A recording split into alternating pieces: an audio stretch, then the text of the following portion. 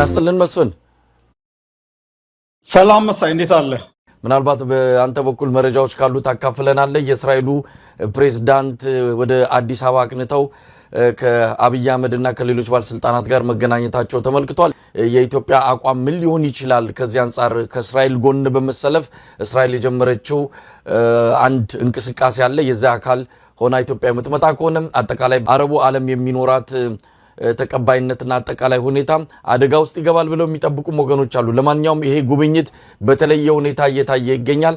እስቲ ከዚህ ጀምረን ሌሎች መረጃዎችን ምን ለዋወጥ ያ ማለት የሚገርም ነገር ነው። ባለፈው ጥቂት ወራት ማለት በዚህ ባለፈው ባሳለፍነው 1-2-3 ሳምንት ብቻ ወደ አዲስ አበባ የመጡትን የተለያዩ ሀገራት የውጭ ጉዳይ ሚኒስትሮች ፕሬዝዳንቶች ምናምን ላይ የአፍሪካ ቀንድ በተለይ ደግሞ ኢትዮጵያ ምን ያህል የስበት ማዕከል እንደሆነች የስበት ማዕከል ማለት ሲባል ለበጎ ነገር አይደለም። በነገራችን ላይ የእነዚህ የተለያዩ መካከለኛ ኢመርጂንግ ፓወር በመጣት ላይ ያሉ ሀገራት የጂኦፖለቲካ የራሳቸው ጂኦፖለቲካ ጨዋታ መጫወቻ ለማድረግ ኢትዮጵያን እየተጠቀሙባት እንዳለ ነው እያለ ያለው እና ይሄ እንደውም እንደ ዲፕሎማቲክ ስኬት ሊገለጽ የማይገባ ነው። የቱርክ ፕሬዝዳንት ኤርዶጋን እዛ ሄዶ ነበር፣ አዲስ አበባ ነበረ። የሳውዲ አረቢያ ውጭ ጉዳይ ሚኒስትር ነበረ። የተባበሩት አረብ ኤሚሬትስ እንደዚህ ውጭ ጉዳይ ሚኒስትር ነበረ። ሌሎች እና እንደው ስታየው ይሄ መካከለኛው ምስራቅ ላይ ያለው የከረረ ሁኔታ አፍሪካ ቀንድ ላይ ራሱን ለማስተንፈስ እየተንደረደረ ያለ ይመስላል። ለዚህ ደግሞ ምቹ ሆኖ ያገኛቸው ሀገሮች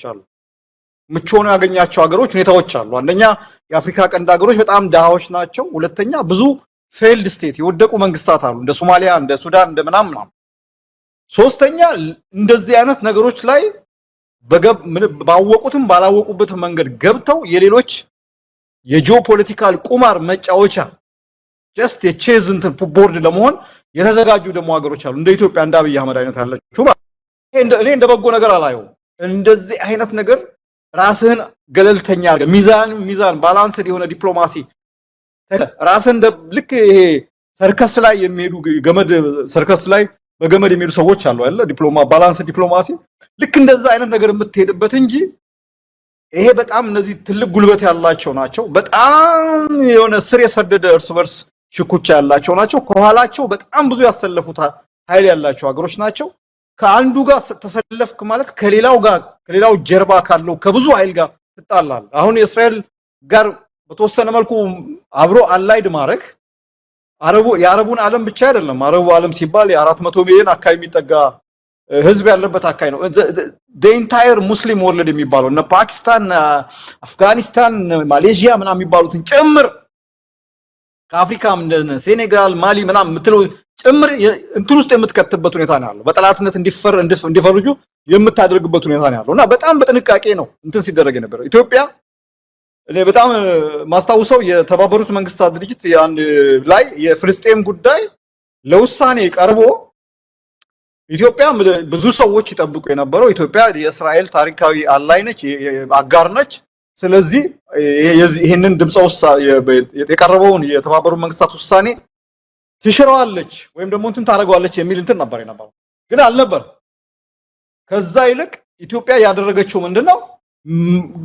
ድምፀ ተአቅቦ ነው ያደረገችው። በጣም ሚዛናዊ የሆነ ዲፕሎማሲ የመከተለው እንትን እሱ ነው። የ1948 ይመስለኛል የፓለስታይን የእስራኤልና የፓለስታይን አመሰራረት እንትን ላይ ማለት እንዲህ አይነት ነገር መከተል ነው ያለበት። አሁን ባለው ሁኔታ ጂኦግራፊካሊ በጂኦግራፊ በመልክዓ ምድር እኛ ከአረቦቹ ጋር ጎረቤት ነው። በዙሪያችን ከኬንያ በስተቀር እና ከደቡብ ሱዳን በስተቀር በዙሪያችን የከበቡት የአረብ ሊግ አባል ሀገሮች ናቸው። ይሄ ነገር መርሳት የለብንም እና ከውስጥም ደግሞ ሌላ ደግሞ ኃይልም አለ እኮ ከውስጥም እኮ ራሱ ሲግኒፊካንት ይሄ ነው የማይናቅ የእስልምና እምነት ተከታይ የሆነ ፖፑሌሽን አለና ያንንም ግምት ውስጥ ያስገባ ስራዎች መስራት ያስፈልጋል። እኔም የእስራኤል ፕሬዝዳንት መምጣቱ ነውር ነው ብዬ አላምንም። ግን አሁን ኢትዮጵያ እየተፈጠረ ያለው ነገር የአፍሪካ ቀንድ የነዚህ ሀገሮች የጂኦፖለቲካ ጨዋታ ሜዳ ነው እያደረጉ ነው ያለው። የነሱን እዛ በራሳቸው ሜዳ ላይ መዋጋ ወይም ደግሞ መደባደብ ወይም ደግሞ ማካሄድ የሚገባቸውን ትግል እኛ ሜዳ ላይ ምናልባት በእኛ የሰው ጉልበት በእኛ ኪሳራ ለማካሄድ ነው የሚመጣው። አብይ አህመድ የሚከተለው ዲፕሎማሲ ትልልቅ ተጽዕኖ ፈጣሪ ሀያላን መሪዎች ሳይቀሩ ወደ ኢትዮጵያ እንዲመጡ አድርጓል። ኢትዮጵያ በዚህም ቁመቷ ዘለግ ብሏል፣ ሀያል ሆናለች። እንደውም ሁለት ሀያላን መሪዎች ውይይት ተብሎ ሁሉ በኢትዮጵያ ቴሌቪዥን የተሰራውን ፕሮግራምም እናስታውሰዋለንና አሁን አንተ ባልከው መንገድ እንግዲህ የእስራኤል አመጣጥ በተለይም ለሶማሌላንድ ከተሰጠው ዕውቅና ጋር የተያያዘ አሁን እስራኤል እየሰበሰበች ያለችው የሄክሳገን የሚባለው 6 ሀገራት በእስራኤል አጠቃላይ እንቅስቃሴ አጋርና ተባባሪ ሆነው እየሰበሰበች ነው ያለችው። የህንዱ ፕሬዝዳንት ወደ ጠቅላይ ሚኒስትር አሁን እስራኤል ነው የሚገኙት፣ ህንድም አለችበት፣ ሌሎች ሀገራትም የሚገኙበት የእስራኤልን ፍላጎት የሚያሟላ አንድ ስብስብ አለ። የዛ አካልም እንድትሆን ለማግባባትም ነው የመጡት ነው የሚባለው። ከሶማሌላንድ ዕውቅና ጋርም በተያያዘ የኢትዮጵያ ድጋፍ ኢትዮጵያ በቀጣይነት ዕውቅናም እንድትሰጥ ጫና ለመፍጠር ነው የመጡት ነው የሚባለውና መስፍን ቀደም ሲል የተናገርከው ነው የሌሎች ፍላጎቶች ማስፈጸሚያ እንዲህ አይነቱ ቅርቃር ውስጥ እየከተታት ነው የሚለው ነገር ነው እንግዲህ ጎልቶ እየወጣ ያለው። ለኢትዮጵያ ህዝብ ግን የሚነገረው ኢትዮጵያ ተጽዕኖ ፈጣሪ ሆናለች፣ ይሄው መሪዎች እየተከታተሉ በየሳምንቱ እየመጡ ነው ያሉት፣ ይሄም የኢትዮጵያን ታላቅነት ያሳያል የሚል ነገር ነው የሚነገረውና እንደው ተጨማሪ ነገር እንድታክልበት ነው። ኖ ኢትዮጵያ ማለት ባላት በአጠቃላይ ባላት የህዝብ ብዛት ባላት የጂኦግራፊ አቀማመጥ ባላት ታሪካዊ ሁኔታ የአፍሪካ ህብረት ዋና መቀመጫ በመሆኗ ምናምን ትልቅ ሀገር ነች። ኢትዮጵያን መጎብኘት የማይፈልግ መሪ የለም። አፍሪካ ሲባል ማንኛውም ሀገር መጀመሪያ አዲስ አበባ መጥቶ ነው እንትን ኢትዮጵያ ማለት እድሜ ለቀደምቶቹ ዲፕሎማቶች ለነ ከተማ ይፍሩ ለነ ጎሾሌ ከዛ በፊት ለነበሩ ዲፕሎማቶች እድሜ ለነሱ እንትን ይሁንና ምስጋና ይድረስና እነሱ ኢትዮጵያን ብዙ ነገር ላይ ሳቢ እንድትሆን ያደረጓት ሁኔታ ነው ያለው እንጂ አሁን ያለው የብልጽግና እንትን አንደኛ ምኑ ነው ብልጽግና የዲፕሎማሲ ትልቁ የሶማሌላንድ የወደብ ስምምነትን በተመለከተ እኮ ምን ቃል በቃል ተሸንፏል። ይሄ ምንም ኮንትራ አይደለም። ይሄ እኮ የሶማሊያን ዋናዋን ሶማሊያ ማለት ነው የዲፕሎማቲክ ኦፌንሲቭ ጥቃት መቋቋም አልቻለም። ብልጽግና ተሸንፎ ነው አንካራ ላይ ሄዶ ከሶማሊያው ፕሬዝዳንት ከአህመድ ሼክ እንትና ጋር ተፈራርሞ የመጣው እንትን ያለው ማለት ነው። እና ይሄ የቁመና ማሳያ እንትን አይደለም። ትልቅ ኢትዮጵያ ትልቅ ነች፣ ዲፕሎማቲክ ስኬት አላት የሚባለው መጀመሪያ ከጎረቤቶቿ ጋር ጥሩ አግባብ ሲኖራት ነው። አሁን ስናየው ከጅቡቲ ጋር ኢትዮጵያ በእውነት ጤነኛ በሆነ ግንኙነት ላይ ትገኛለች አይደለም። ሶማሌ የምናውቀው ነው። ሶማሌ የኬንያ በጥርጣሬ ነው የሚያው የኬርትራ ጋር ያለው ግንኙነት እንግዲህ አይ ዶንት ኖ መቼ እንደሆነ ሰዓታት የምናምናት የቀናት ካልሆነ በስተቀር ጦርነት የሚፈናዳበት እድል በጣም ትልቅ ነው። ከሱዳን ጋር ያለው ሁኔታ በኋላ መጣበታለን እጅግ በጣም አደገኛ በጣም ፕሪካሪየስ የሆነ ሌላ ሪጂናል አካባቢያዊ ግጭት ውስጥ ሊከት የሚችል እንትን ውስጥ ሪስክ ውስጥ እየገባን ያለው እና በጎረቤቶች ሳትከበር በጎረቤቶች ትልቅ ምንድነው የሚባለው መከበርን ተቀባይነትን ሳታገኝ ተሻግረ ባህር ተሻግረህ የሆነ ለራሳቸው ጥቅም ለአንተ ብሔራዊ ጥቅም ብሔራዊ ኢንተረስት ሳይሆን ለራሳቸው ጥቅም ብለው የሆኑ ሀገሮች የሆኑ መንግስታት አንተ ጋር መጡ ማለት ትልቅ የዲፕሎማሲ ፖስቸር የዲፕሎማሲ አቋምህን ማሳያ አይደለም፣ እንዲያውም የውድቀት ማሳያ ነው። ምክንያቱም አንተ ሌሎች የተጠቀሙብህ የራስህን ጥቅም ማስከበር የማትችል ደካማ ነህ ማለት ነው።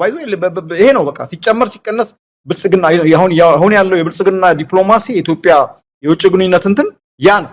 የተባበሩት አረብ ኤምሬት የምትባል ትንሽዬ ምናልባት ከአርሲ ክፍለ ሀገር ወይም ከምናምን ግማሽ የምትሆን ማለት እጃችን የምታክል ገንዘብ ያጠገባት የአረብ ሀገር ኢትዮጵያን እንደ ምን ፈረስ ልበል እንደ ፈረስ እየጋለበች ፍላጎቶቿን በአፍሪካ ቀን እያስፈጸመች ያለችበት ሁኔታ ያለው በሶማሊያም በኤርትራም በሱዳንም በመሳሰሉት አካባቢዎች ማለት ነው። ይሄ እኮ የዲፕሎማሲ ጥንካሬን ወይም ደግሞ ጠንካራ የዲፕሎማሲ ፖስቸርን አያሳይም፣ ውድቀትን ነው የሚያሳየው። እና ይሄንን እንደው ኢትዮጵያ እንትን ብላል የምትለው ነገር አይደለም። ከጎረቤቶች ጋር በስጋት መታየት ከጀመርክ አንተ የሩቅ ወዳጆች ቢኖሩ ዋጋ የለም። ምክንያቱም ጎረቤቶች ናቸው መጀመሪያ የሚቀርመውና እና ይሄ በጣም አሳፋሪ ነገር ነው ያለው። ሁለተኛ በታሪካችን ሁልጊዜ በአፍሪካም ትልቅ ክብር እንዲሰጠን ያደረገው ተቀባይነት ያደረገው የአፍሪካ ህብረትንም ሌሎችንም የዓለም አቀፍ ተቋማትን አዲስ አበባ መቀመጫቸው እንዲሆኑ ያደረገው ትልቁ ምክንያት ምንድነው? ኢትዮጵያ ሁልጊዜ ባላንስድ የሆነ ዲፕሎማሲ ናት። ሚዛን ጠብቃ ነው ስትሄድ ከምዕራቡም ከምስራቁም ከምኑም የደርግ ጊዜ ነው ትንሽ እንትኑ ስዞ በኋላ ደርግንም ኢትዮጵያንም ዋጋ ያስከፈለው እንጂ ከዛ በፊትም ከዛ በኋላም በነበሩ መንግስታት ሚዛኑን የጠበቀ ባላንስድ የሆነ ዲፕሎማሲ ባላንስድ የሆነ ግንኙነት ነው ሚዛኑን የጠበቀ ግንኙነት ነው ሲደረግ የነበረው እና እኔ ከባድ ነገር ነው እንትን እያለ ያለው ግን ምንም አሁን የእስራኤል መሪ ስለሆነ የቱርክ መሪ ስለሆነ ማለት አይደለም ግን የኛ ጥቅም እዚህ ውስጥ ምንድነው እኛ ምንድነው መናገር ምንም ነገር ላይ የውጭ ግንኙነት ላይ ትልቁ ጥያቄ እኛም ከዚህ በምን እንጠቀማለን ነው እኛ የምንጠቀመው የነሱ መሳሪያ መሆን ነው ወይ የነሱ የጂኦፖለቲካ ጨዋታ ልክ እንደ ጀስት ቼዝ እንትን አለ አይደል ቼዝ ንጉሱን ለመብላት ምታስበላቸው ወታደሮች አሉ አይደል እንደዛ ነው ወይስ አይ ከነሱ ጋር አብረን በመስራታችን ከቱርክ ጋር በመተባበራችን ወይም ከእስራኤል ጋር በመስራታችን ቴክኖሎጂ እናገኛለን ብሔራዊ ጥቅማችንን እናስከብራለን የሚለው ነገር እሱ ነው መጠየቅ ያለበት በዚህ ደረጃ ስንገመግመው ደግሞ አይደለም ያ አይመስልኝ ሁሌ የምንለው ነገር ነው አብይ አህመድ እንዲላል እንትን ዝግጁ ጭንቅላቱ እንትን አይደለም ለዚህ የሚበቃ ቁመና የለውም ከአስተሳሰብ ጀምሮ ከትምህርት ጀምሮ ከብቃት ጀምሮ ከመሳሰሉ ጀምሮና በዚህ ነው እኔ ማየው መሳይ መስፍን በጣም አስቸጋሪ ነው እንግዲህ ኢትዮጵያ የሌሎች ሀገሮች አጀንዳ ማስፈጸሚያ ሜዳ ሆናለች ለዚህ ዋጋ እየከፈልን እንገኛለን ከዚሁ ጋር ተያይዞ አሁን እየመጣ ያለ ማዕቀብ አለ ማዕቀቡ በአንድም ይሁን በሌላ ኢትዮጵያ ላይ ማረፉ አይቀርም ለሱዳን አማጽያን መሪዎች የተወረወረው የመንግስታቱ ድርጅት ማዕቀብ ምናልባትም ኢትዮጵያን መንካቱ አይቀርም ምክንያቱም በሱዳን ጉዳይ ላይ እጃቸውን ያስገቡ በሙሉ ወደዚህ ማዕቀብ ውስጥ ሊገቡ እንደሚችሉ ነው የሚጠበቀው ለማንኛውም የመንግስታቱ ድርጅት ዛሬ እንዳስታወቀው ከሆነ በአርኤስኤፍ የሚባለው የፈጥኖ ደራሽ የሱዳን አማጽያን ሰራዊት መሪዎች ላይ በአራቱ መሐመድ ደጋሎን መሪውን ጨምሮ በአራቱ አመራሮች ላይ ማዕቀብ መጣሉን አስታውቋል ከዚህ ቀደም አሜሪካን የአውሮፓ ህብረትም በተመሳሳይ በመሐመድ ዳጋሎ ላይ ማዕቀብ መጣላቸው የሚታወስ ነው አሜሪካ በሌሎች በተለይም እጃቸውን ባስገቡ አካላትም ጭምር ማዕቀብ ለመጣል የሚያስችል ሰነድ እየተዘጋጀ ይገኛል አራት የአሜሪካ ሴናተሮች ይህንን ሰነድ አዘጋጅተው ለመጨረሻው ለፍሎሩ ወይም ደግሞ ለኮንግረሱ እያቀረቡ ነው የሚገኙት ይሄ ተግባራዊ ከሆነ የአሜሪካንም ማርጩሜ ኢትዮጵያ ላይ ማረፉ አይቀርም በዋናነት የዚህ የሱዳኑ ቀውስ መሪ ተዋናይ ሆና መጣለች በአብይ አህመድ አማካይነት ለሱዳን አማጽያን የጦር ሰፈር የሰጠበት ውሳኔ ከተጋለጠ በኋላ ትልቅ የዓለም ትኩረት በተለይም በሱዳን ላይ ማናቸው እጃቸውን አስገብተው ይሄንን ቀውስ ያባባሱ ያሉት የሚለው አጀንዳ ተነስቶ ያወያየ ይገኛል እስቲ መንግስታቱ ድርጅት ማዕቀብ ምን ሊያመጣ ይችላል ማዕቀቡ በዋናነት አራቱ አመራሮች ላይ ይጣል እንጂ በቀጥታ የሚሆን በተዘዋዋሪ ከመሐመድ ዳጋሎ ጋር ከሚሰሩ አገራት ጋርም ተያይዞ በቀጣይ ሊመጣ እንደሚችል ነው ዲፕሎማቲክ ማህበረሰብ አካላት እየገለጹ ያሉት መስፈር ባይዞ እና አልቃይዳ እና ምናምን እኮ መጀመሪያ እንደዚህ ነው የተደረገው እነዚህ ሽብርተኛ ድርጅቶች መጨረሻ ላይ በቦምብ በምናምን ከመመታታቸው በፊት መጀመሪያ የተባበሩት መንግስታት አንዳንድ የምዕራብ መንግስታት ምናምን መሪዎቹ ላይ ማዕቀብ በመጣል ነው የተጀመረው እና ከዛ በኋላ ነው ሄዶ እነሱን ለማጥፋት ዘመቻ ምናምን እየተካሄደ ያለው ማለት ይሄ ምን ማለት ነው ካለን እንግዲህ አሁን የአርኤስኤፍ ፈጥኖ ደራሽ ኃይል የሚባለው በሽብርተኛው ባደገኛ ድርጅት ደረጃ ተፈረጀ ማለት ይሄ እንደዚህ ከተፈረጀና መሪዎቹ በዚህ ደረጃ ሌብል ተደርገው የማዕቀብ ሳንክሽን ውስጥ ከገቡ ማዕቀቡ ዋይዞ እነሱን ብቻ የሚመለከት አይደለም ከነሱ ጋር ግንኙነት ያለውን አካል በሙሉ የሚመለከት እና የሚያስጠይቅም ነው ምክንያቱም እነዚህ ለዓለም ሰላም ለሀገር ሰላም አደገኛ ናቸው ተብለው በተባበሩት መንግስታት በመናምን የተፈረጁ ድርጅቶች ተቋም ነው እነዚህን መርዳት መተባበር ከነሱ ጋር ግንኙነት ማድረግ ራሱ የሽብር ስራ ነው የወንጀል ስራ ነው ባለም አቀፍ ህግ ማለት ነው ጸጥታው ምክር ቤት ነው ያደረገው ይሄንን እንትን የሚመለከተው በተለይ ለአብይ ነው ከዚህ ወንጀለኛ ድርጅት ጋር መስራት ወደ ማዕቀብ እንትን ያስኬዳል ታስታውሳለህ አይደለ እውነት ይሁን አሁን ውሸት ይሁን አናውቅም ኤርትራ ላይ እኮ ይሁላ ማዕቀብ የወረደው ምንድነው አልሸባብን ትረዳለች በሚል ሰበብ አልሸባብን ኤርትራ ታስታጥቃለች ተብሎ የተባበሩት መንግስታት ላይ ቀረበ የተባበሩት መንግስታት ኤርትራ አልሸባብን ስለምትረዳ ተብሎ ማዕቀብ አደረገ አሁን ዛሬ የተጀመረው ነገ ኢትዮጵያ ላይ እንደ መንግስት ማለት ነው እንደ መንግስት አርኤስኤፍ የፈጥኖ ደራሽ ኃይል የሚባለውን ኃይል በመርዳት ማዕቀብ ሊጣልባት ይችላል ይሄንን ደግሞ በግልጽ የግብጽ በተባበሩት መንግስታት ድርጅት የግብጽ አምባሳደር አገር ስም ባይጠቅስም ተናግረዋል። ካምፕ ከፍተው ይሄንን አሸባሪ ኃይል ይሄንን የጥፋት ኃይል እያገዙ ያሉ ሀገሮች አሉ እና መታለፍ የለባቸውም የሚል እንትን ብሏል። እዚህ ጋር ዝም ብለን እንትን ማድረግ የሌለብን ነገር አሁን በተለይ በአሜሪካ በመንግስት ደረጃም በምን ደረጃም በሎቢ ደረጃም ትልቅ ተቀባይነት አሁን የሳውዲ ግሩፕ የሳውዲ የሚመራው ኃይል ካምፕ የበላይነት እየያዘ የመጣ ይመስላል። ያ ማለት ሳውዲ የሱዳን መንግስት እና አልቦራን መንግስት ማለት ነው፣ ግብጽ እና ሌሎችም ሀገሮች ማለት ነው። ይሄ ከሆነ በአሜሪካ መንግስት ደረጃም በምዕራባውያንም ደረጃም ተጽዕኖ የተለያዩ ተጽዕኖዎች ኢትዮጵያ ላይ ማረፋቸው የማይቀር ያ ብቻ አይደለም። ይሄንን ኃይል ለማጥፋት ምናልባት ሰላም አስከባሪ ወይም ደግሞ ሌላ አይነት ነገር እንቅስቃሴ ይደረጋል። ኢትዮጵያ ማብራ ነው በነገራችን ላይ አብራ ልትወቅም ትችላለች እና ቅድም ያለው ነገር ነው በገባ ይሄ አስተዋይነት የጎደለው እርምጃ የሌሎች ኃይሎች በተለይ የተባበሩት አረብ ኤሚሬትስ የጂኦፖለቲካል የራሷ ቁማር መጫወቻ መሆን አብይ አህመድ ራሱ ለዛ አዘጋጅቶ እንትን ማድረጉ በአጠቃላይ ኢትዮጵያን እንዲላላ አደገኛ ሁኔታ ውስጥ ብሏል።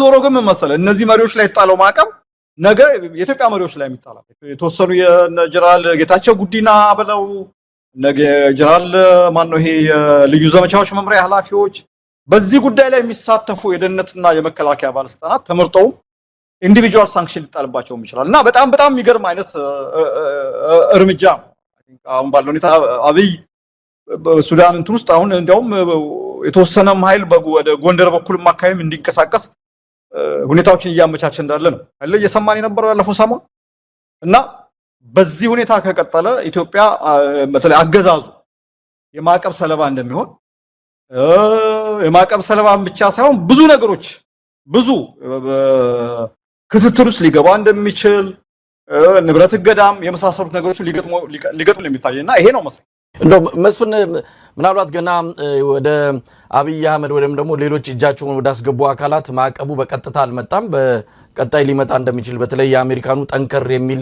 እንደሆነ ነው የሚጠበቀው። ከወዲሁ አብይ አህመድ እጁን ያነሳ ይሆን? የሰጠውንም የጦር ሰፈር ይዘጋል ተብሎ ነው የሚጠበቀው ወይስ ይሄ ምንም አያመጣም ብሎ እስከ መጨረሻው ገብቶ ማዕቀቡን ቢጣል እንቀበለዋለን የጀመርነውን እናጠናቅቃለን በሚል ሊቀጥልበት ይችላል ወይስ ከወዲሁ ሊያቆም ይችላል ብለን ነው የምንጠብቀው?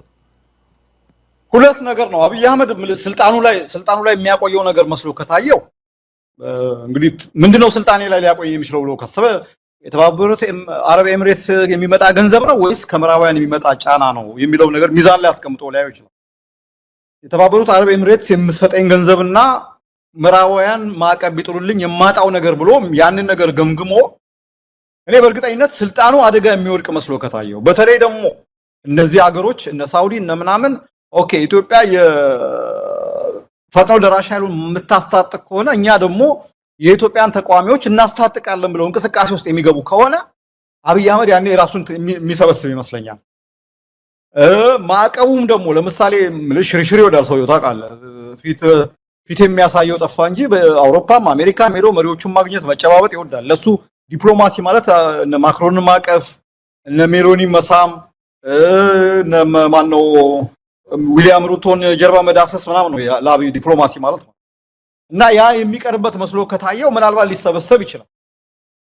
በሌላ በኩል ደግሞ አይ ዩናይትድ አረብ ኤሚሬትስ ምን ያህል ርቀት ዲፕ የሆነ ግንኙነት እንዳላቸው አላውቅም፣ ግን እነሱ የሚሰጡኝ ጥቅም እነሱ የሚያቀርቡልኝ ፕሮቴክሽን ምናልባት ዱባይ ወደፊት አንድ ነገር በሆነ እንኳን ያቀርቡልኝ መደበቂያ መሸሸጊያ ምናምን ይበልጣል ካለ ደግሞ በዛው ሊቀጥል ይችላልና አይ ዶንት ኖ እንደ ሰውየው ነው እንትን የሚወሰነው። መስፍን ሰሞኑን አንድ ወሬ በስፋት እየተወራ ነው። ምናልባትም ከዚህ ከአባይ ግድብ ጋር በተያያዘ ኢትዮጵያ አቋሟን የምታለሳልስ ከሆነ የባህር በር የምታገኝበትን መንገድ በግብጽ በኩል ይመቻቻል የሚል መረጃ ወጣ። ወዲያው ግብጽ አስተባብለዋል። በአብይ አህመድ አገዛዝ በኩል በቴሌቪዥን አንድ ፕሮግራም ሲከታተል ነበረ። አማራጭ ወይም ደግሞ ሰጥቶ በመቀበል ባህር በር ለማግኘት መንግስት እየመከረ ነው የሚል ምንድነው ሊሆን የሚችለው? ይሄ ሁኔታ ወዴት ሊያመራ ይችላል? እውነት እንዲህ አይነት ነገር አለ? ሰጥቶ መቀበል ሲባል ኢትዮጵያ ምን ሰጣ ምን ልትቀበል ትችላለች? አብይ አህመድ እያሰበበት ነው። ወደ ጦርነት እንደማይገባ ያውቋል። ከኤርትራ ጋር ተዋግቶ አሰብን ለማምጣት የሚደረገው ነገር ብዙ ጣጣ እንዳለው ያውቋል። እንዱ ዝም ብሎ ፉከራውና ሽለላው ደመቀ እንጂ ይሄን ነገር እንዴት ታየዋለህ? እንዲህ አይነት እንቅስቃሴ ከጀርባ አለ ካለስ ምንድነው ሰጥቶ በመቀበል ሊመጣ የሚችለው? አይ በግልጽ እኔ መጀመሪያ ዜናውን ስሰማው መጀመሪያ ማላመንኩም ነበር። ትላንትና ነው ምናምን የግብጽ መንግስት በይፋ ነው ይሄን ነገር የምናውቀው ነገር የለም ሐሰት ነው ብሎ እንትን ያለው ጋዜጣው ራሱ ዩናይትድ አረብ ኤሚሬትስ የሚታተም ጋዜጣ ነው። አልአረቢያ ነው ዘ ናሽናል የሚባለው እና አንደኛ ዜናው በጣም የሚገርም ነገር ነው። ዜናው ራሱ አንደኛ ግብጽ በምን አቅሟ ነው ለኢትዮጵያ ወደብ የምታመቻቸው? ምንድነው ምን አይነት ወደብ ነው የምታመቻቸው? ኤርትራን አግባብታ ነው? ሶማሊያን አባብላ ነው? ምንድነው ማለት በጣም እንትን ነገር ነው ራሱ። እንደዚህ አይነት ነገር መታሰቡ ራሱ ግብጽ ለኢትዮጵያ አስባ ማለት ነው። ጭራሽ ኢትዮጵያ ወደብ እንድታገኝ ግብጽ የአባይን ግድብ ብቻ አቁሙልኝ እንጂ አባይ ላይ የምትሰሩት ነገር ብቻ አስተካክሉልኝ እንጂ ወደቡን ነገር ነው አስተካክልላችኋለሁ እንደዛ የሚባልም ነገር የለም። በጣም ከባድ ነገር ነው። ግን ለምንድነው የሐሰት ዜና ቢሆንም የአገዛዙ የዲጂታል ሰራዊት ሲቦርቅ ነበረ በዚህ ዜና? የሚያስደስትስ ነው ወይ? በግብጽ የሚመጣ ግብጽን አምኖ የሚመጣ ጥቅም ምን ያህል አስተማማኝ ሆኖ ነው በዚህ ደረጃ ከበሮ ሲደልቁ የነበሩት የሚለውም ትላንትና አስገራሚ ሆኖ ነው የዋለው። አይ አንተ ደግሞ ያገዛዙ እነሱ እኮ ምንም ሌላም ነገር ቢባል እኮ ይቦርቃሉ እኮ። እነሱ ዋናው ነገር ከላይ የሚሰጥ ከላይ የሚወርድ መመሪያ ነው። ከላይ ከአገዛዙ ከብልጽግና ጽሕፈት ቤት እንዲበሉ ተብሎ የሚነገረው ነገር ነው እንጂ አንዳንዶች እኮ የሚጽፉትንም በቅጡ የሚረዱት አይመስለኝም። በቃ ሼር ስለተደረጉ ሼር የሚያደርጉት ነገር ነው የሚመስለኝ። እና አንደኛ እንዳልኩ ነው ግብጽ አንደኛ በመና የራሷን ወደብ አይደለም መስጠት ወደቡ እንኳን የሚባል ማለት ኢትዮጵያ በምንም መንገድ ግብጽ ጋር ሄዳ ወደብ የምታገኝበት እድል የለም። ጂኦግራፊካሊ ግብጽና ኢትዮጵያ መካከል የሆነ ስንት 1000 ኪሎ ሜትር ከዛ በላይ ልዩነት አለ። ከዛ በመለስ እንግዲህ ኢትዮጵያ ወደብ ምናምን ብላ ክሌም ልታደርግ ወይም ደግሞ ሞጫ ልታገኝ ብቻ ጅቡቲ፣ ኤርትራና ሶማሊላንድ ነው። እነዚህ ሀገሮች ምን አርጋ ነው ግብጽ ኢትዮጵያ ወደብ እንድታገኝ እንትን የምታደርገው? የባህር በር አይደለም የተባለው። አዎ የባህር በር አክሰስ ነው። አክሰስ ቱ ዘ ሲን የተባለው ደግሞ ወደብም አይደለም። እዚህ ላይ መሰመር አለበት። ሁለተኛ በልዋጩ ኢትዮጵያ ምንድነው የምትሰጠው ተብሎ ደግሞ አንደኛው እዛ ዜናው ላይ የቀረበው ነገር በልዋጩ ኢትዮጵያ አንደኛ ግድቡን ግብጽ እንድትቆጣጠረው ማድረግ አንደኛው ነው። ሁለተኛ ከዚህ በኋላ በአባይም ላይ በአባይ ዙሪያ ባሉ ማናቸውም የአባይ ገባሪ ወንዞች ላይ ምንም አይነት ነገር ስራ ምንድነው ግድብ ወይም ደግሞ ስራ ለመስራት ውል መግባት ማለት ነው። ይሄ ማለት ኢትዮጵያ ምናልባት ባህር ባይኖራት ይችላል እንደዚህ አይነት ስምምነት ውስጥ ከምትገባ የባህር በሩ ቢቀር ይሻላል፣ ጥንቅር ብሎ ቢቀር ይሻላል። እንደ እንትን ማለት ነው እንደው ሁለቱን ሚዛን ላይ ያስቀምጠን ተከምጥ ቢቀር ጥርግ ብሎ ቢቀር ይሻላል። ምክንያቱም ይሄ እኮ ማለት በገዛ ወንዝ በውስጥ ኢንተርናል ሪቨር ማለት በዛ ወንዝ ላይ በገዛ ሀብት ላይ የመወሰን ስልጣንን አሳልፈ ሰጠ ማለት ግብጾቹ እንደዛ ነው እያደረጉ ያሉት። እና አንደኛ ነገሩ ውሸት ነው፣ ግን ደግሞ ቢሆንም አላለ በይሆናል በግምት ስንናገር የሚሆን ነገር አይደለም። አንደኛ ግብጽ ልትሰጥ ለኢትዮጵያ ልታደርግ የምትችለው ነገር በሶስተኛ ወገን በኩል ነው። እነዚህም ሀገሮች ፈቃደኞች አይደሉም በዚህ መንገድ እንትን ብለው በሌላ መንገድ በማግባባት በዲፕሎማሲ ጥበብ አክሰስ ቱ ዘ ሲ የባህር አገልግሎት ምናምን ማግኘት ይቻላል እንጂ አሁን እንደሚባለው አብይ አህመድ እንደሚቦርቀው እንትን እንደሚለው እኔ በጣም ከባድ ነገር ነው። እኔ ሰሞኑን አይዶ ነው ብዙ ሰው የሚያይ ይመስለኛል በየሳምንቱ ማለት በሚቻል ደረጃ የኢትዮጵያ መከላከያ ይሄኛው ክፍለ ጦር 100 አመቱን አከበረ፣ ይሄኛው አየር ኃይል 100 አመቱን አከበረ፣ ገሌ 65 አመቱን እና ይሄ የጦር ትርኢቱ ምናምን በጣም አይዶ ነው እንትን ነው ጉልበት ለማሳየት ለማን እንደሆነ አልገባኝም፣ ግን ጉልበት ለማሳየት እየተደረገ ያለ ጥረት ነው ያለው። በቃ አብይ አህመድ ደጋግሞ ይናገራል የገነባ ነው ኃይል በቃ ዘመናዊ የአንደኛው ክፍለ ዘመን ደረጃ እንትን ያለ ነው ማንም ማያሸንፈው። አሁን ጭራሽ እንዲያውም በሙሉ የቀይ ባህርን ሰላም ማስከበር የሚችል ኃይል ገንብተናል። እንደዚህ አይነት እብሪት ለየትኛው ማገዛዝ አልጠቀመም። በነገራችን ላይ በጣም የሚገርም አይነት ነገር ነው። ከታሪክ የማይማሩ ሰዎች ደደቦች ናቸው ነው የሚል አንድ አባባል እና እኔ አሁን የሰልፉ ጉልበታችን እንዲህ ነው በጉልበታችን እንዲህ ማድረግ እንችላለን የሚለው ድንፋታው ምናምን እኔ ቢቀር ጥሩ ነው። እኔ አሁን ባለው ሁኔታ አብይ አህመድና ወዙ ያሉ ሰዎች በጣም ዝም ብለን ሰሞኑን ካየው እሱ ነው በቃ በዚህ ይሄኛው 65ኛው አመቱን አከበረ፣ አየር ኃይል 100 አመቱን አከበረ። እነዚህ ክብረ በዓሎች የሚፈለጉት ባይዞይ እንትን ለማድረግ ነው የሰልፍ ትርኢት ለማሳየት የታንክ እንትን ለማሳየት ምናምን ነገር ነውና በዙሪያችን ያሉት ሀገሮች እኮ እነዚህ ነገሮች ሲያዩ ስጋት እኮ ነው ይሄ እንደዚህ አይነት ዝግጅት ነገ ለኛ ስጋት ነው ብለው የራሳቸውን ዝግጅት እንዲያደርጉ ጥሪ ነው እያደረጋለው ባይዞይ በጣም ኢማቹር ያልበሰለ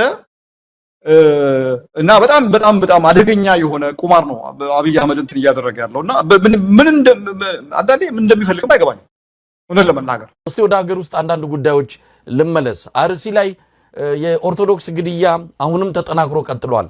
በሰሞኑን በተፈጸመ ግድያ በርካታ ሰዎች ህይወታቸው እንዳለፈ ነው የተመለከተው። የኢትዮጵያ ኦርቶዶክስ ተዋሕዶ ቤተክርስቲያን 3 የኢትዮጵያ ኦርቶዶክስ ተዋሕዶ እምነት ተከታዮችና 1 ሙስሊም ተገድሏል የሚል መግለጫ ማውጣቷን ነው የሰማነው። አንድ አባት በዚህ ደረጃ መግለጫ መስጠታቸው ተመልክቷል።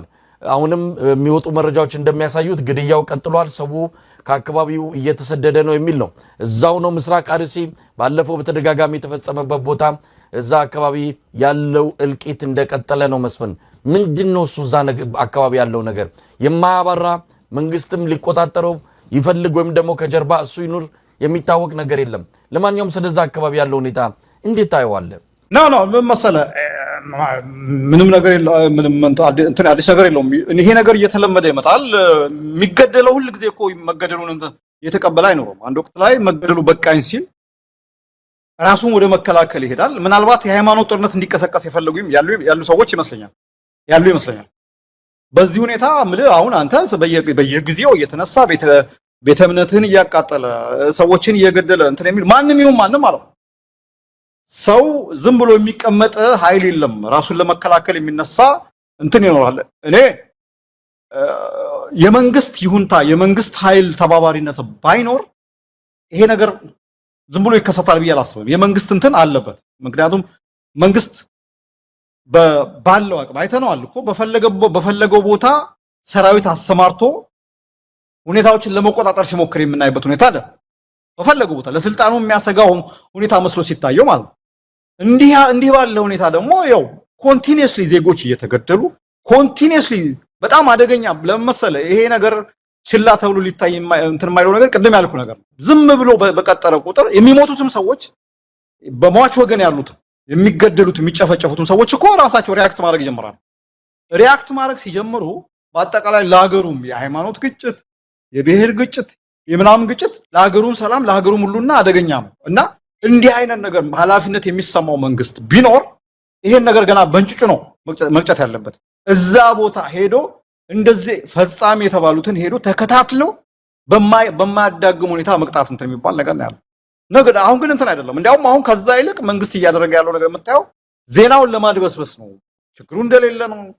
እንዲያውም ሟቾቹን ተጠያቂ ማድረግ ሟቾቹ ከፋኖ ጋር ግንኙነት አላችሁ ነው የተባለ አንድ ጊዜ የሃይማኖት ጉዳዮች እንትን ያቀርበው ሪፖርት ላይ እኮ ኦነግ ሸኔ ፋኖና ምናምን ባላ ማለት ያው ፋኖ ሲባል ባይዞይ በእንትን በኮድ ወርዱ ትርጉሙ ምንድነው? ሟቾቹ ተጠያቂ ለማድረግ ነው። ዝም ብሎ አይደለም፣ ንጹሃን አይደሉም። ስለዚህ ፋኖች ናቸው ቢገደሉ ምንም አይደለም ለማለት ነውና እኔ አሁን ኢትዮጵያውያን በዚህ ሁኔታ ውስጥ እንደው መረጋጋት ኖሮ ሰላም ኖሮ ሁሉ ነገር እንትን ብሎ ይኖራል ብሎ የሚያስቡ ሰዎች ካሉ በጣም የዋሆች ናቸው። ይሄ ነገር የሁሉንም በር የሚያንኳኳ ነገር ነውና በተለይ ፖለቲካ መሪዎች የሃይማኖት መሪዎች ይሄን በግልጽ ወጥተው ማውገዝ አለባቸው።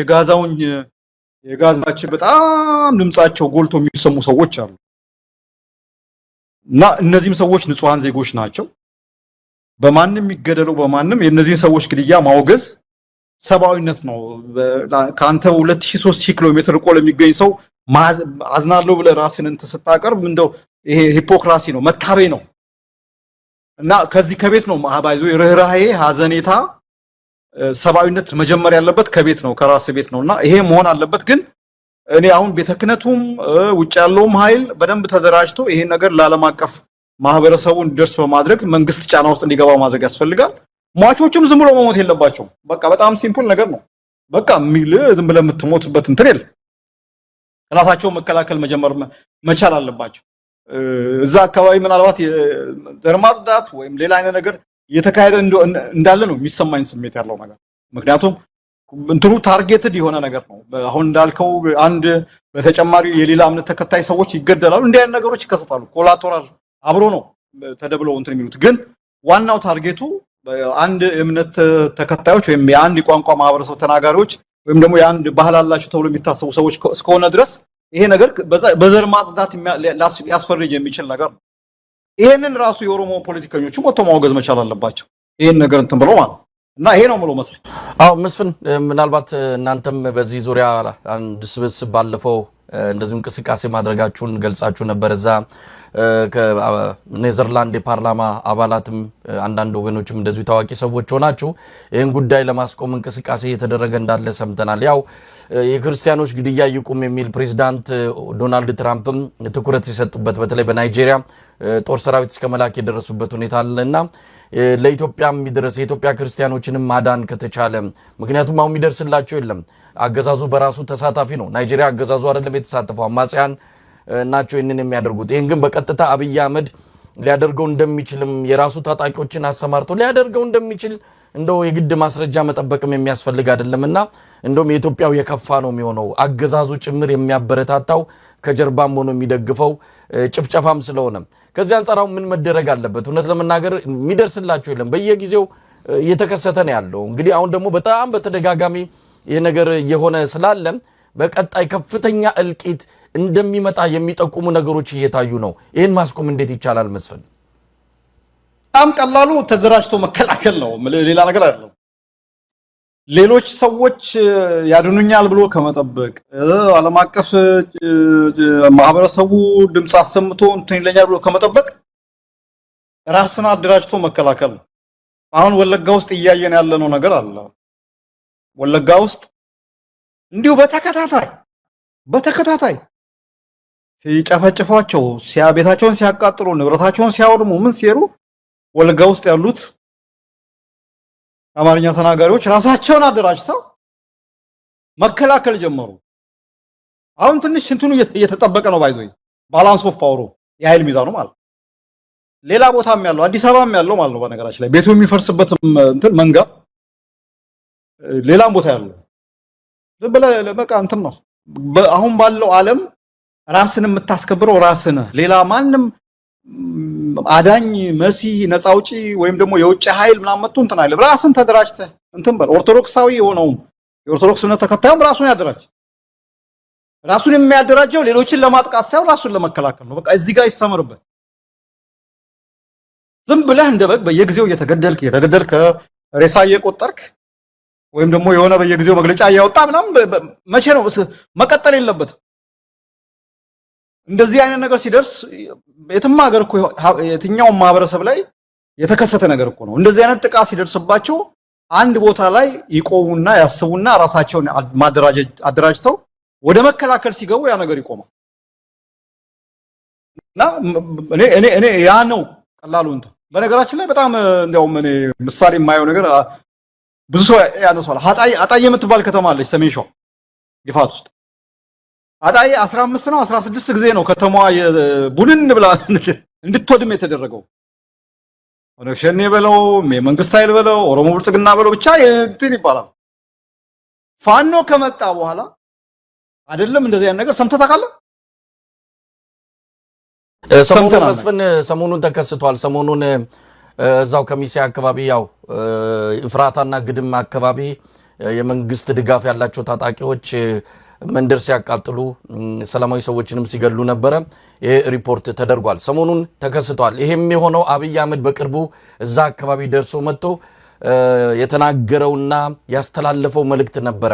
አብይ አህመድ አንድ ቦታ ደርሶ ከመጣ በተለይ እንደነዚህ ወለጋ ከሚሴ እንዲህ አካባቢ ከሄደ በሚቀጥለው ጊዜ የሆነ ነገር ሊኖር እንደሚችል በእርግጠኝነት ነው ሰዎች የሚገልጹትና ሄዶ በመጣ እግሩን ከዛ አካባቢ እንዳወጣ ነው አብይ አህመድ ችግሮች የተከሰቱ ሰሞኑን ከፍተኛ የሆነ ውድመት መፈጠሩን የሰማነውና አለ። አሁንም ግን ለዚህ በዋናነት ከጀርባ ሆኖ የሚያቀጣጥሉ አንዳንዴም ከፊት ለፊት ሆነው ባለፈው የአጣየውን በነገራችን ላይ የሰብአዊ መብት ድርጅት አንዳንድ አመራሮች በራሳቸው ጊዜ ሪፖርት ሰብስበው እያጠናቀሩ ነው። ያ የአጣየው የመጀመሪያው ጥቃት የተፈጸመው በአብይ አህመድ ተልኮ ነው። የአብይ አህመድ እቅድ ነው።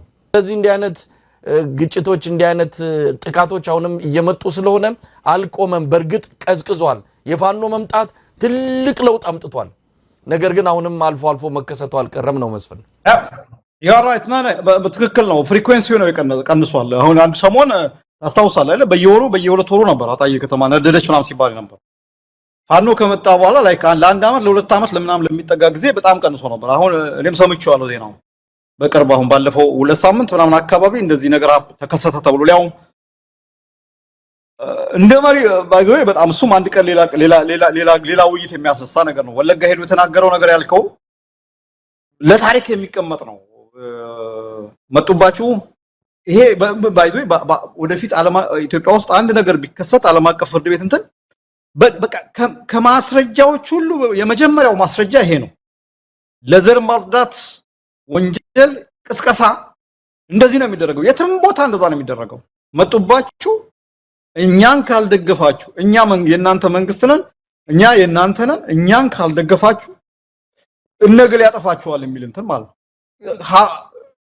ከሚሴም ሄዶ የተናገረው ነገር እኮ እኛ ስለናንተ ስንሰማን ያደግነው እናንተን ያሰብን ያደግነው ምን ማለት ነውና እንደ ኢትዮጵያ መሪ አይደለም ሰውየው እዛ በየቦታው ሄዶ ሲናገር እንትን የሚለው እኔ ይገርመኛል። አንዳንድ ሰዎች አብይ አህመድ ኢትዮጵያኒስት ነው ምናምን ብሎ ሽንጣቸውን ሲጋተሩ እንትን እላለሁና አብይ አህመድ ኢትዮጵያኒስት ነው የሚገርም ነው። አንዳንዴ ራስን ማጃጃል ከፈለክ በጣም እንትን ነው ቀላል ነው። ይሄ እንትኑን ክደህ እውነታውን ክደህ በራስ ዓለም ለኢትዮጵያ የሚያስብ የኢትዮጵያ መሪ እንዲያውም እስካሁን ኢትዮጵያ አግኝታው ማታውቀው መሪ ነው ብሎ የሚያስቡ ሰዎች አሉ። በጣም የሚከፋው ነገር ይሄ ነው። በጣም የሚከፋው አብይን ከዛ ጋር አገናኝቶ አርበኛ የኢትዮጵያ ምንድነው መሲህ አድርጎ የሚገልጹ ወገኖች እውነት አንዳንድ ጊዜ በጣም የሚያመው ያ ነው። ከድርጊቱ በላይ የሚያመው አብይ አህመድን በዛ አድርጎ መግለጹ ላይ ነው። ኢትዮጵያን በጣም የሚጠየፍ እንዴ በአካልም እኮ አግኝተን ከአንደበቱ ሰምተናል እኮ አለን የሰማን ምን ያህል ኢትዮጵያ የሚባለውን ከነስሙ ጭምር እንዴት እንደሚጠየፍ ግን ለፖለቲካ ሸቀጥ ሲሆን እንደዚህ አደባባይ ላይ ለመናገርና ኢትዮጵያዊ መስሎ ለመታየት እንዴ ሰንደቅ ዓላማውን እኮ እኔ ካንደበቱ ሰምቻለሁ። አሁን በቀደም ግን ስለ ሰንደቅ ዓላማዋ አረንጓዴ ቢጫ ቀይ እያለ በዛ ደረጃ ሲገልጽ እንዴት አይነት ቲያትረኛ እንደሆነ ነው የምትረዳውና የሚያምህ ነው። አብይን በኢትዮጵያዊነት ማዕቀፍ ውስጥ መግለጽ በራሱ ያማል። በጣም ማለት ምንም ነገር እንትን የለውም። ላይክ ያለፉት 7 ዓመታት ከበቂ በላይ ምስክር ናቸው። በተደጋጋሚ እኔ አሁን መለስን የማስታውሰው አንድ ቦታ ወርቅ ከሆነ ህዝብ ወጣው በመውጣት ይኮራሉ አለ ተብሎ ስንት ነገር ተፈጥሮ ነበር። ያኮ እንደው አሁን ስታዩ ከአብይ አህመድ አንፃር ስታዩ ምንም ማለት አይደለም። ምንም ችግር የለም። አንድ ሰው ከወጣበት ህዝብ በዛ ኩራት ቢሰማው እንትን የለውም። ይሄኛው እኮ የወጣበትን ህዝብ ማሞገስ አይደለም። መጡባችሁ እኮ ነው የሚለው እንደ መሪ ማለት። ይሄ አንድ የወረዳ ካድሬ አይደለም የሚናገር። ይሄ አንድ የቀበሌ ሊቀመንበር አይደለም የሚናገረው። ይሄ አንድ የአገር ጠቅላይ ሚኒስትር ነው የሚናገረው። ይሄ መንግስት የእናንተ መንግስት ነው። ይሄን እድል አታስመልጡት። ይሄን እድል ሊቀሟችሁ ነው። በነገራችን ላይ በጣም እኮ እንትን ነገር ነው። ይሄን እድል የምን እድል? ይሄን እድል ሊቀሟችሁ ነው። ይሄን መንግስት ጠብቁ፣ ተደራጅተዋል ጠብቁ ብሎ እንትን እያደረገ ነገር ነው ያለው። ይሄ ባይዞ ጅማ ላይ ሌላም እንደዚህ አንድ የረሳሁት ንግግር አለ የተናገረው። ባሌ ጎባ ላይ ታስታውሳለህ? ባሌ ላይ ተመሳሳይ እንደዚህ ንግግር ተናግሮ ነበር። ያንን ይሄንን ሪቶሪኩን ይሄ በቃል የሚነገረውን ነገር ብቻ አይደለም ማየት አለበት። አሁን በሽመልስ አብዲሳ መሪነት የሚደራጀው የሚሊሻ ብዛት የሚደራጀው የታጣቂ የኮኔገኛ ጋሽና ሲርማ ምናምን የስርዓት ጠባቂ ምናምን እየተባለ የሚባለው ነገር ዝም ብሎ አይደለም የሚደራጀው። እንደ ክልል ኦሮሚያ ክልል አሁን ባለው ሁኔታ እየተደራጀ ያለበት አሁን በቅርብ አንድ ዜና ወጥቶ ነበር። የኦሮሚያ ክልል ውስጥ የሚካሄደው የአድማ ብተናና የሚሊሻ ስልጠና ከመከላከያ ጋር ተቀናጅቶ እንዲካሄድ ነው እየተደረገ ያለው። ሰው ይሄንን አያውቅም እንትን አይደለም። ከመከላከያ ጋር ተቀናጅቶ ነው እየተካሄደ ያለው። ይሄ በጣም አደገኛ ነው። እጅግ በጣም አደገኛ ነው። ይሄ በጣም አደገኛ ነው።